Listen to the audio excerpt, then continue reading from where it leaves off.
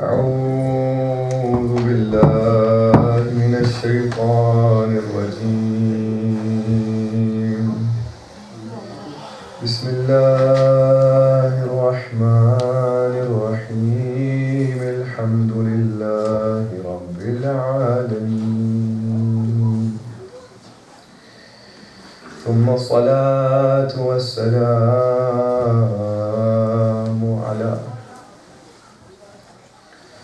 أشرف الأنبياء والمرسلين أبي القاسم محمد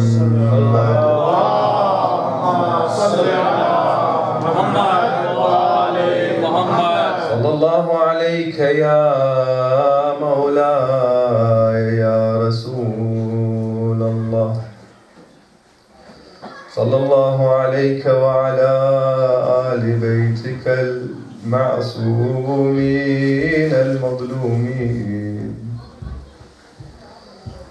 صلى الله عليك يا مولاي وابن مولاي يا أبا عبد الله.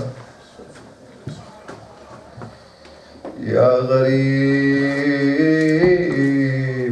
يا مظلوم كربلاء، يا رحمة الله الواسعة ويا باب نجاة الأمة. ما خاب والله من تمسك بكم وأمن من لجأ إليكم. يا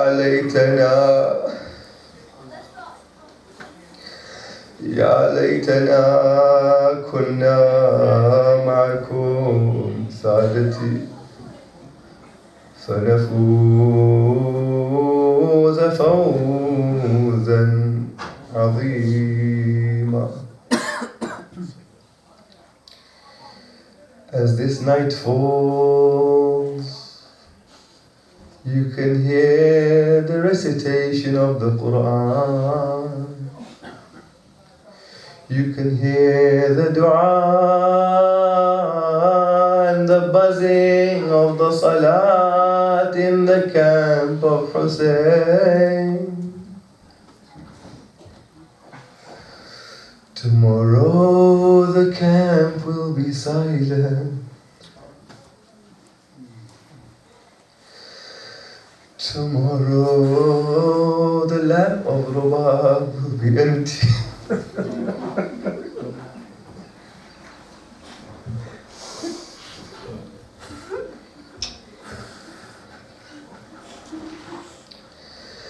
Tomorrow you will hear for the last time the adhan of the Prophet.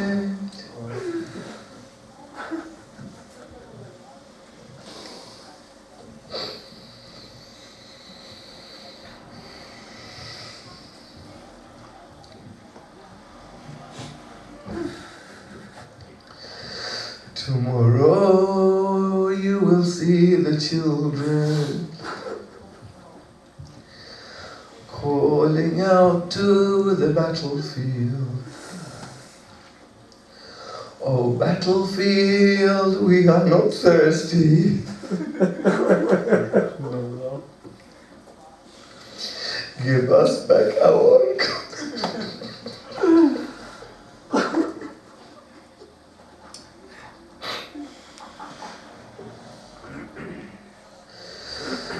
Tomorrow your Imam will stand alone.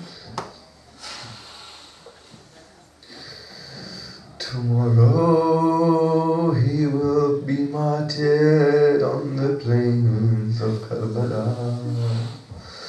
Tomorrow Zainab will be going right and left,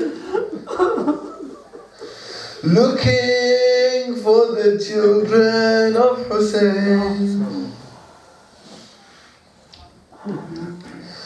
Tomorrow, Ruqayya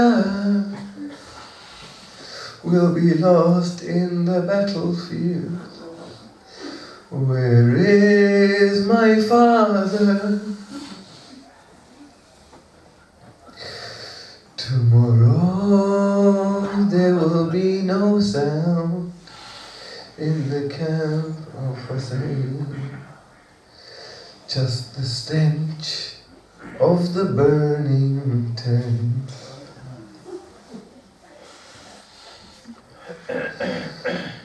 Tomorrow the body of your Imam will be trampled on the plains of Karbala.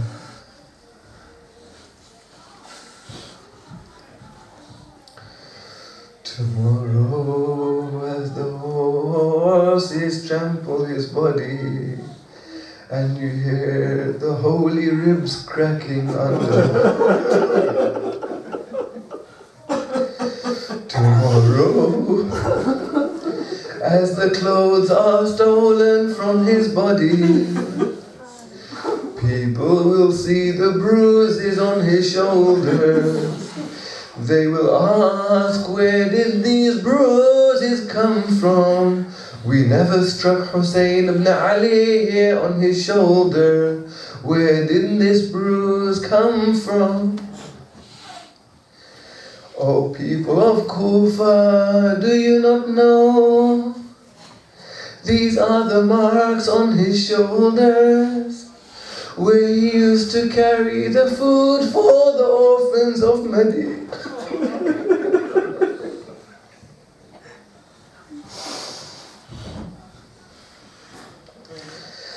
Today there are sounds in the camp of Hussein. Tomorrow there will be a deafening silence.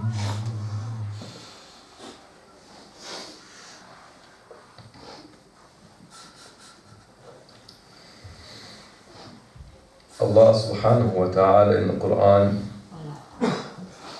tells us as part of a verse about seeing through or allowing for what the believers do. And on that note, we have a hadith from our Holy Prophet Muhammad sallallahu alayhi wa sallam. He says, Man satara ala muslimin satarahu Allahu fid dunya wal akhirah. That whoever covers or conceals the faults of a Muslim, Allah shall conceal for him in the dunya and the hereafter. Salawat ala Muhammad wa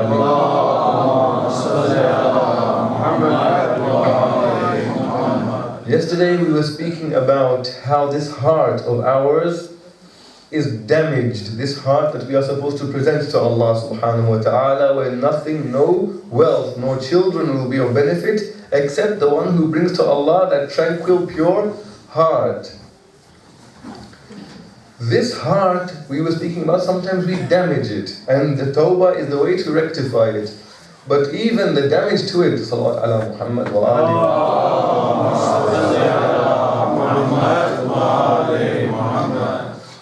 Even tawbah I can do when I realize the damage to it. I am such sometimes that ego I speak about, which conceals my own faults. I am oblivious and blind to the damage I am causing on my own heart. What is more manifest and more apparent to me is the alleged or the supposed damage other people are causing to their hearts. I see that first. There was in a community a problem of ghiba and rumor spreading. So the speaker wanted to address that in the community. He knew one particular individual was responsible for that kind of, but he can't address him or from the pulpit by name and say, you know. So he went addressing the crowd generally, but everyone knew who this troublemaker in the crowd was, spreading the rumors and making ghiba. So the speaker went and spoke, but in our communities we shouldn't do this, in our communities we shouldn't do ghiba, we shouldn't do rumor mongering and rumor spreading, and the ones who do this will divide the community. After his long talk, he was seeing that the person who he was speaking about was sitting just in front of him. After he finished the talk, he went and he sees this person coming towards him, and he begins to shake. That what he would tell me, I know you were talking about me, and why did you say this way? So what? The person came to him. He said, Maulana, don't worry. I understand who you're talking about, and the problem I understand. Don't worry. I'll tell him tomorrow not to do that thing. And everyone in the community knew who was being spoken about, except the one who was the cause of the problem, who was being addressed. How often am I like this, that the speck of dust on the clothes of my brother blinds me from the thorn which is in my own eye? That I am more busy looking at what others are doing and how they are at fault, when I am going not in their graves, I am going to my grave alone. I will not have to give their account, I will give my account. Which is why our master, our Mawla, our first holy Imam, Amirul Mu'mineen alayhi salam,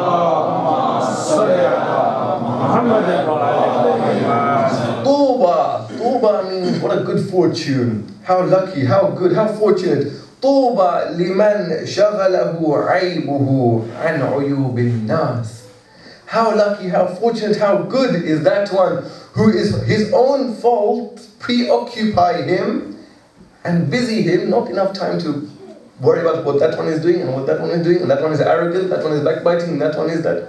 I am too busy, I should be too busy with my own faults. We have teachers who teach us ethics and how much we praise them, how much we put them up on a pedestal, and they are worthy of that, who teach us ethics. But there is a person who is more worthy than the one who teaches people ethics. As again our master Amirul Mu'mineen Imam al-Muttaqeen alayhi salam says,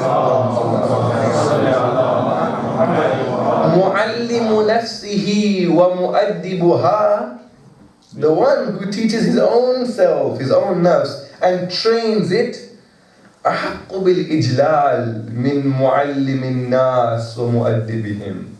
He is more worthy of praise and respect and reverence than that one who goes and teaches others. My priority is to myself.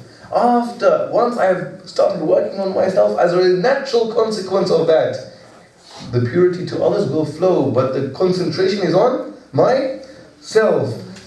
But forget about myself. Forget noticing first what everyone else is doing. That's one step which I shouldn't be doing. Beyond that, I see what everyone else is doing, and then I expose them. You see, this person. I saw him in that marketplace, he was with this person, he was doing, that's his business. You remember the duck pond analogy we gave? Why?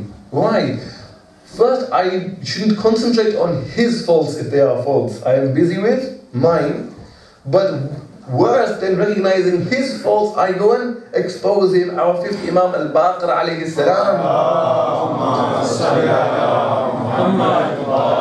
He says, يَجِبُ لِلْمُؤْمِنِ عَلَى الْمُؤْمِنِ. It is incumbent. Yajib means it is wajib. Wajib.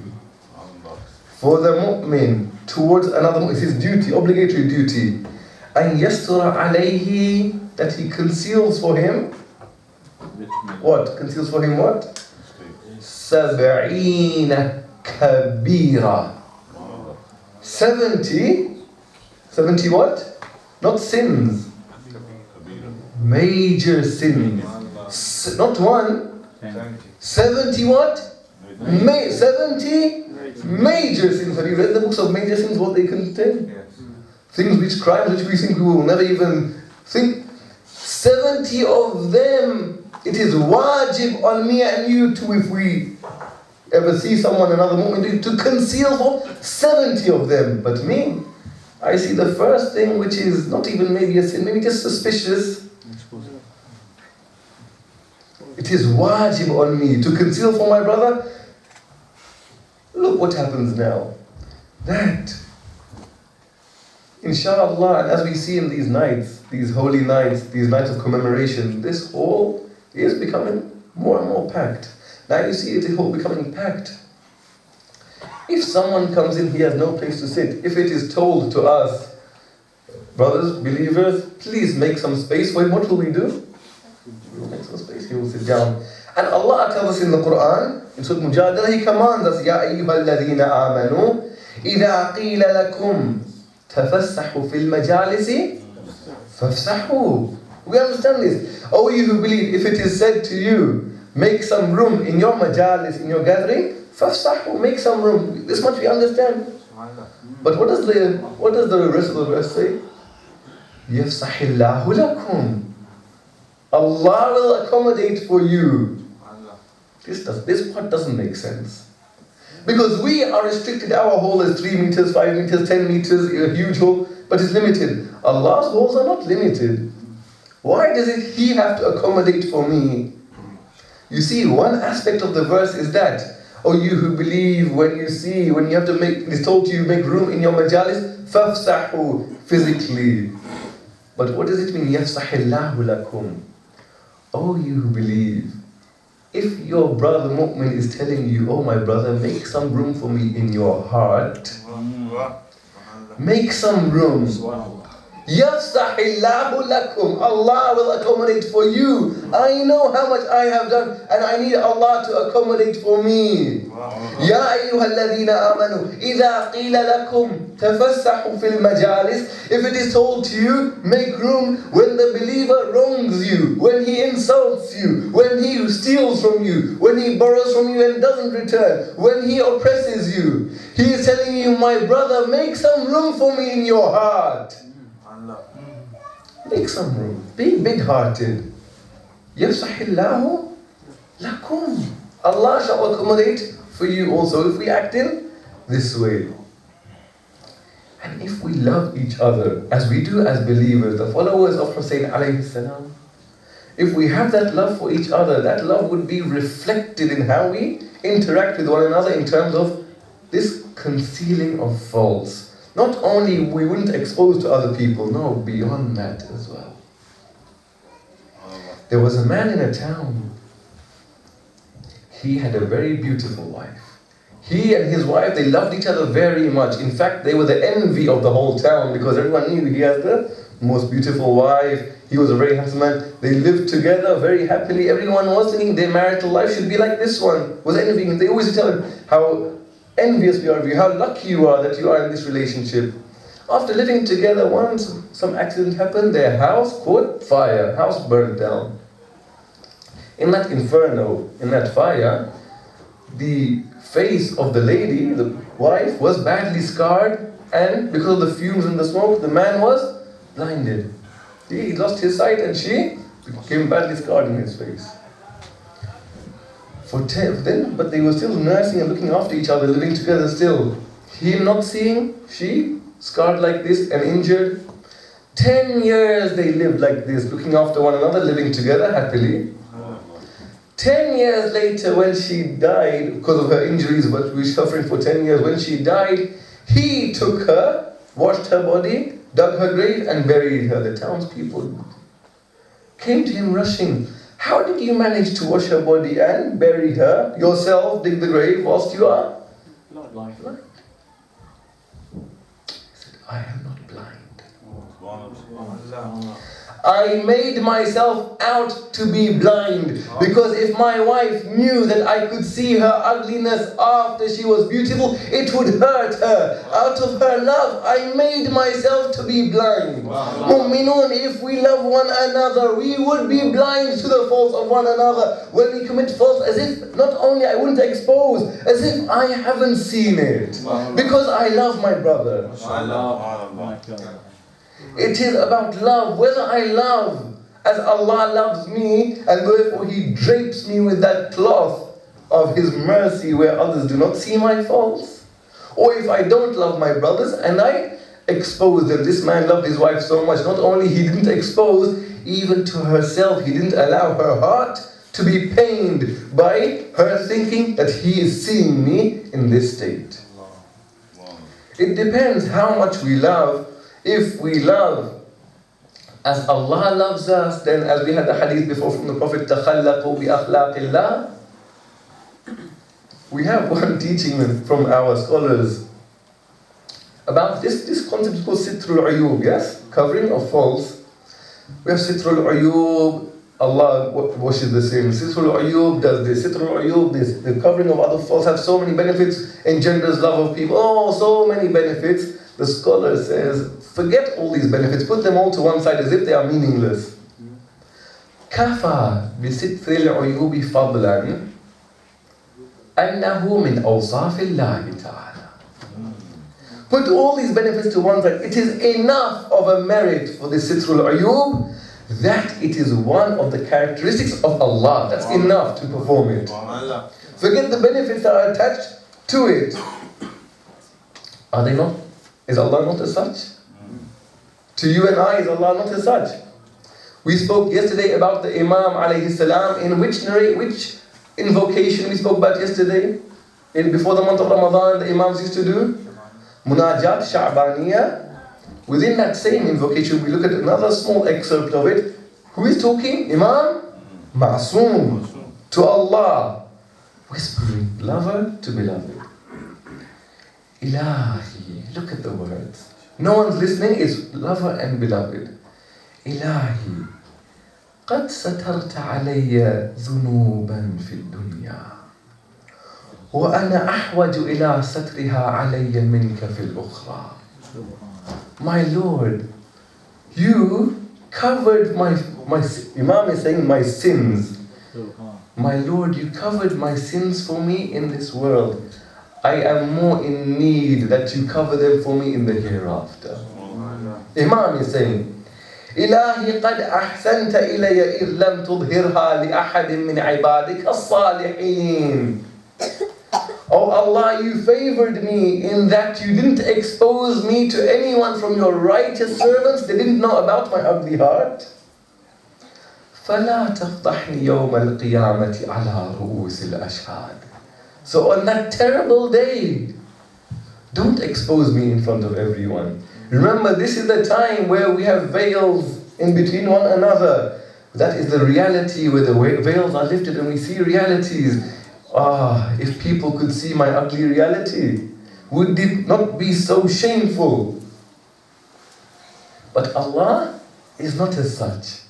As we have the prophetic narration from our Holy Prophet Muhammad sallallahu alayhi wa sallam. And as we recite another salawat, we move forward all together. Salawat ala Muhammad.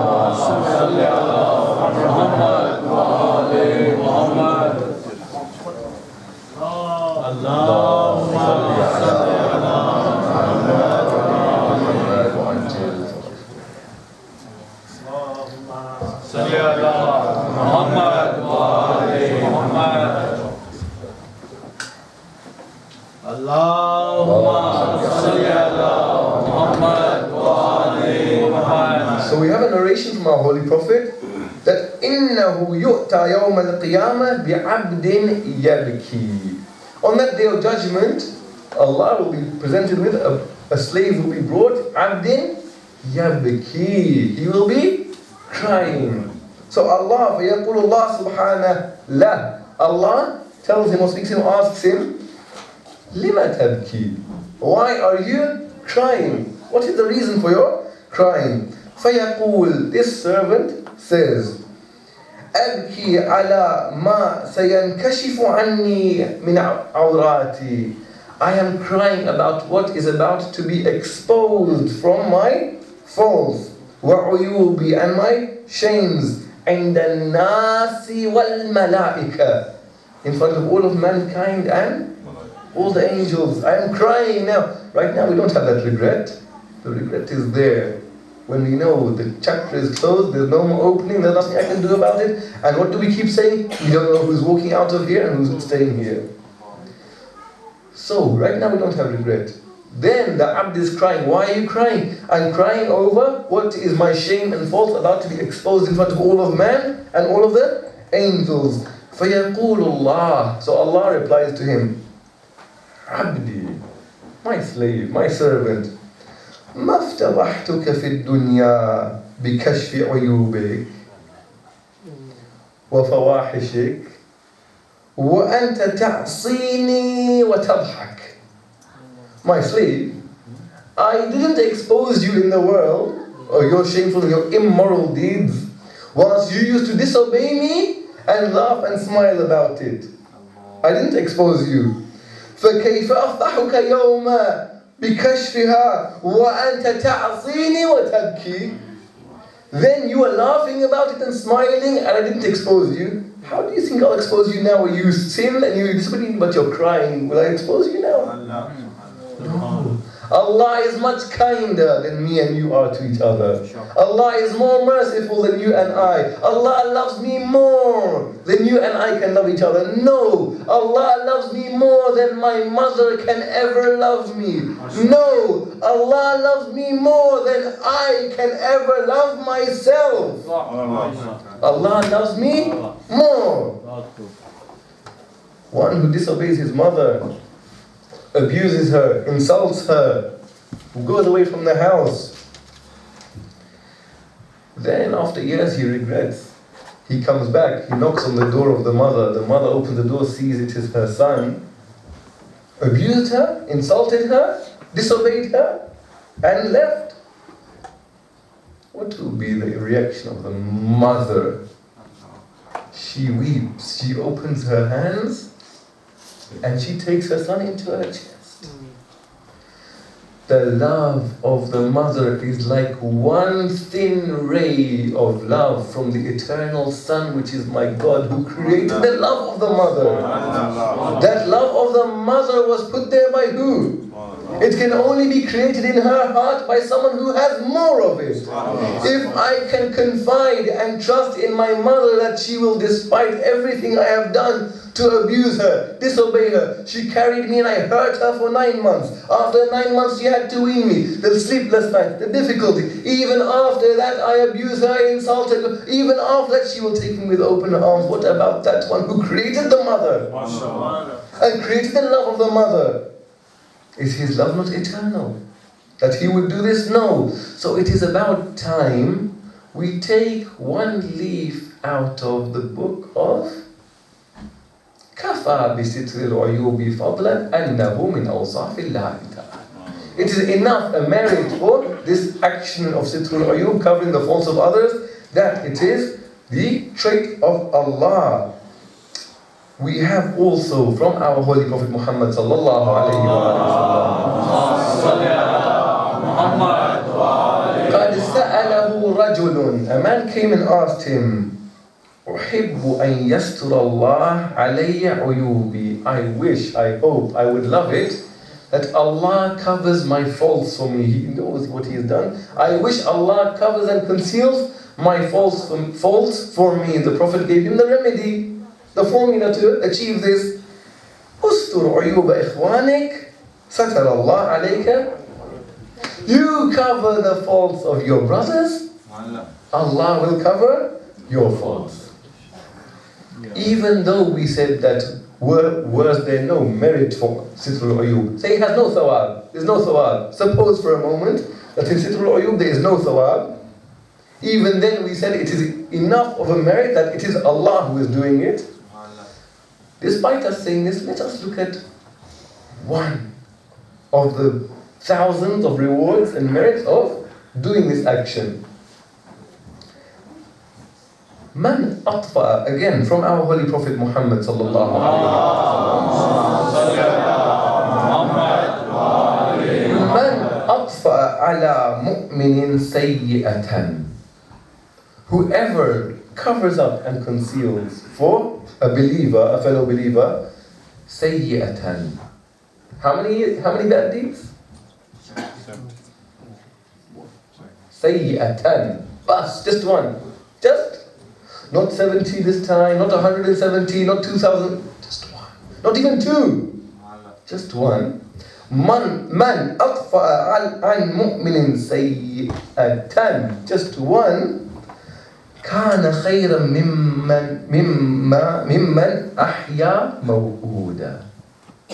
For him is better, more reward. You know, just before the Prophet came, what were the Arabs doing at that time? وَإِذَا الْمَوْءُودَةُ بِأَيِّ ذَنْبٍ.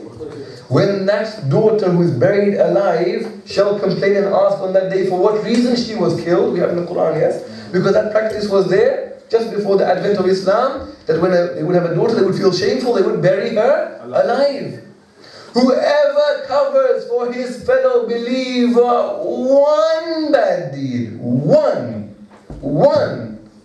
it is better for him than bringing that maw'uda, who is buried alive daughter, back to life from the dead. Better for him than bringing that girl back to life from the dead. What is? Just covering one bad deed of the fellow. One. But that is secondary. The first thing is I should not even notice the bad deeds because I am too busy worrying about my own bad deeds. Looking at one's own faults is far more beneficial than worrying about the faults of others. 2, it is wajib, obligatory to cover 70 major sins for our fellow believers. We should be in our hearts, number 3, we should be in our hearts accommodating. إذا قيل لكم تفسحوا في المجالس فافسحوا يفسح الله لكم. Be accommodating even in the heart, like the man who loved his wife so much, he didn't even allow her to know that he was aware. Number 4, forget all the merits, the fact that concealing faults is a trait of Allah is sufficient. Number 5, if I don't want to be exposed, the formula for that is, I don't expose my brothers and sisters. And finally, number 6, the incredible reward of covering faults. Better than bringing that buried alive infant girl back to life. Better than that. One fault, just one, has more reward than this. When we come to speak about the tragedy of Karbala, as we said 2 or 3 days ago, if you recall, we need to be a bit careful. This was a historical event, and obviously in history, in the narration of history, there are different narrations, different interpretations, different variations, different understandings of what's happening, what didn't happen. We don't, additions, things taken away, we have these things. Sometimes poetry, in a way, a person says something in poetry becomes as if that's the real story. So we have to be a bit aware of these things. It happened 1400 years ago. If something happens in the next room upstairs or next to us, and someone narrates it, it could be a bit. This happened 1400 years ago, thousands of miles away. So we have to be a bit careful. When we come to speak about our master, our king, the king of Karbala, Ali al-Akbar alayhi salam,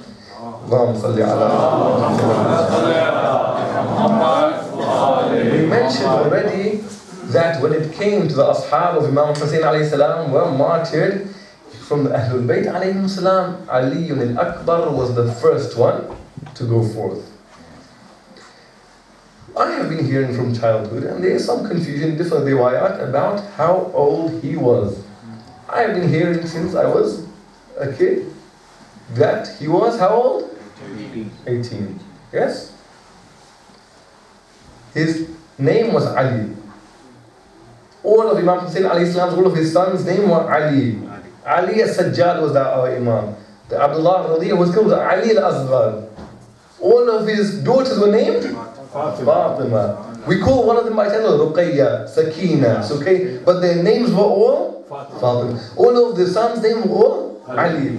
Why was he called Ali al-Akbar? What is that? Ali al-Asghar, we know, that 6-month-old who got martyred.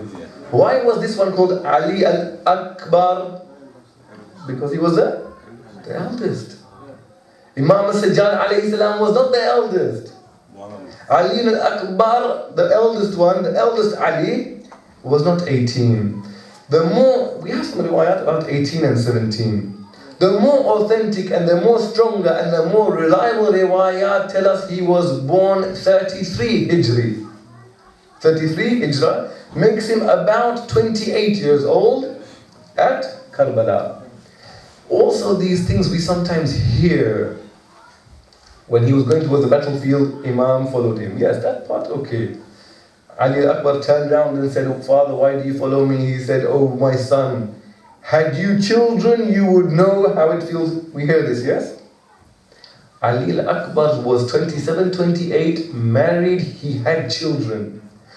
Even the one who was younger than him, Imam al-Sajjad alayhi salam, was not the eldest, the middle one. The one who was next Imam was the Imam al-Baqir alayhi salam, who was our fifth Imam. He was 2 or 3 years old in Karbala, witnessing the tragedy. So Ali al-Akbar already had children. So we don't need to put this.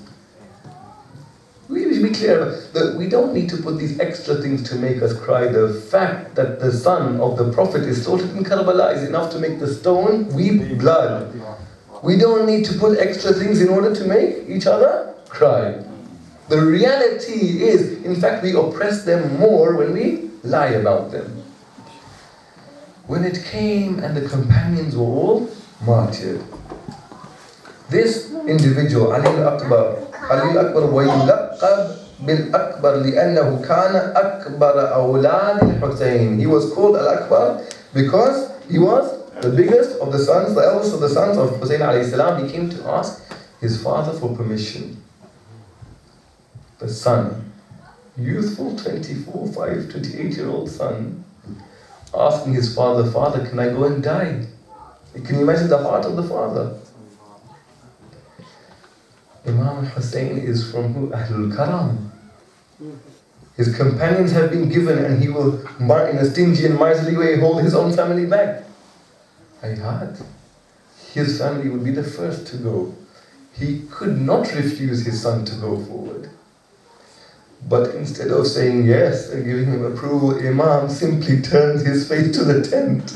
And Ali al-Akbar knows his duty. Before you ask my permission, go to your mother, go to your aunt and bid them the final farewell. Ali al-Akbar comes to the tent. The ladies know the companions have been killed. When he comes inside the tent, they know what is the meaning of this. He bids them farewell. As he turns to go round, he cannot move. He feels the tugging of his clothes from behind. Let us look upon the face of the Prophet one more time. Ali al-Akbar comes out after bidding them farewell. The women are wailing and crying, "Wa ghurmata, don't leave us alone. Don't leave us in the absence of the one who looks like the Prophet." Ali al-Akbar goes. He is going towards the battlefield now. He mounts his horse. He's on the way to the battlefield. Imam Hussein alayhi salam is seeing his son for the last time going forward. Imam, the history tells us, raises his hands to Allah. Allahumma kun anta shahid alayhim. Oh Allah, you be a witness over them. فَقَدْ بَرَزَ إِلَيْهِمْ غُلَامٌ أَشْبَهُ النَّاسِ خَلْقًا وَخُلُقًا وَمَنطِقًا بِرَسُولِكَ مُحَمَّدٍ. Oh Allah, you be witness that the young boy who is going towards them is the one out of all of mankind who resembles your Prophet the most in terms of his looks, in terms of how he speaks, in terms of his character. He is the Prophet's embodiment. You bear witness, he is going there. It is this one. فَكُنَّا إِذَا اشْتَقْنَا إِلَىٰ رَسُولِكَ فَنَظَرْنَا إِلَيْهِ.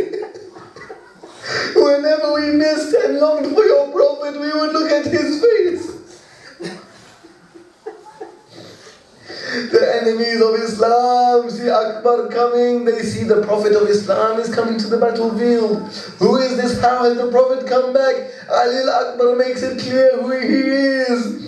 أنا علي بن الحسين بن علي نحن وبيت الله أولى بالنبي والله لا يحكم فينا ابن الدعي.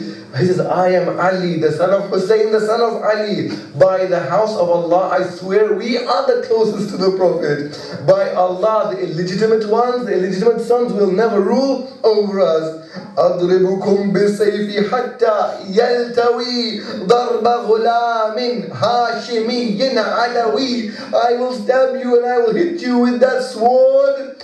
With the sword that the prince, the Alawi Hashimi prince hit with. I'm threatening you with that sword. You can imagine the fright in the faces of the enemy that Haydar has come back, the Prophet has come back. In one embodiment, Ali al-Akbar is going to the battlefield. He is fighting like none has fought before in the battle today. He is fighting and his grandfather has come back. He is fighting and killing till the people of Kufa are running. They know there is only one way. If we attack this one from the front, he will kill us. Unless we go from behind him. Imam alayhi salam is watching the battle. Imam sees that the enemies are approaching him now from behind. At that point his mother Layla comes to Imam. Ya Aba Abdullah, give me the news from the battlefield. How is my son? Imam knows what is about to happen. Imam tells her, Ya Layla, you just pray. فإني قد سمعت جدي رسول الله. For I heard my grandfather saying, إن دعاء الأم يستجاب بحق ولدها. That the prayer that a mother's heart makes for their son, that is always responded to. Oh Allah, we ask you, by Ali al-Akbar, those sons and daughters which are ill amongst us, from the prayers of their mother, Ya Allah, you cure them. By the heart of Layla, oh Allah, forgive our sins. By the longing of Layla for her prince, oh Allah, you cure our children. Ali al-Akbar is fighting the valiant battle. There comes a point that this Ali al-Akbar, my master, is but a human being. He is afflicted by 3 days of thirst under the scorching sun. He is exhausted and he is swooning now. He has been wounded. This is when they approach him from behind. فَطَعَنَهُ رَجُلٌ بِالرَّمْحِ فِي ظَهْرِهِ. So one man stabbed him from behind with a spear. The spear came out of the chest of Akbar. ثم ضرب على مرفق رأسه ضربة صرعته. He was then struck on the head with an iron pole. That strike hit him to the floor and he falls to the floor. As he was about to fall to the floor, the history says Akbar alayhi salam clung onto the horse. Akbar alayhi salam is now hugging and clinging onto the back of his horse. At this point, the horse panics because of the battle and charges towards the enemy lines with Akbar hanging on the horse. As he does that, the enemies surround him. فَقَطَّعُوهُ بِأَسْيَافِهِمْ إِرْبَانٍ إِرْبَانٍ. They start to strike him with their swords, cutting him limb by limb. Akbar falls to the floor. He cries, "Wa abata alayka minni salam." Oh my father, accept my greetings from here. Hussein runs into the battlefield. Ya Ali, Ya Ali, call me, I cannot see. Imam is blinded by his own tears. Imam finally reaches the body of his son.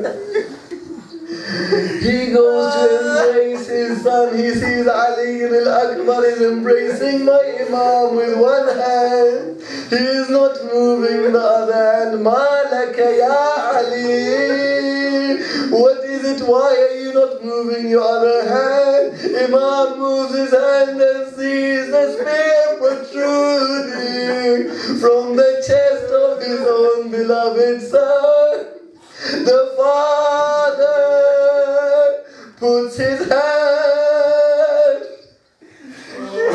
on the spear.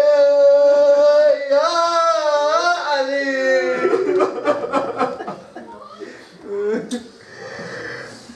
Akbar whispers to his father, Ya Abata, Haza Jaddi Rasulullah.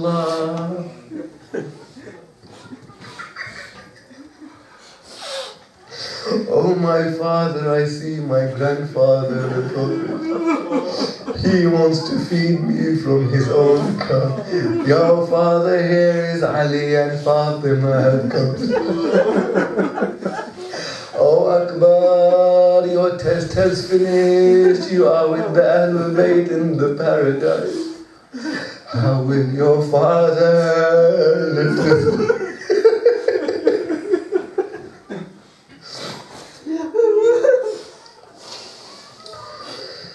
ألا لعنة الله على القوم الظالمين وسيعلم الذين ظلموا أي منقلب ينقلبون إنا لله وإنا إليه راجعون صلوات على محمد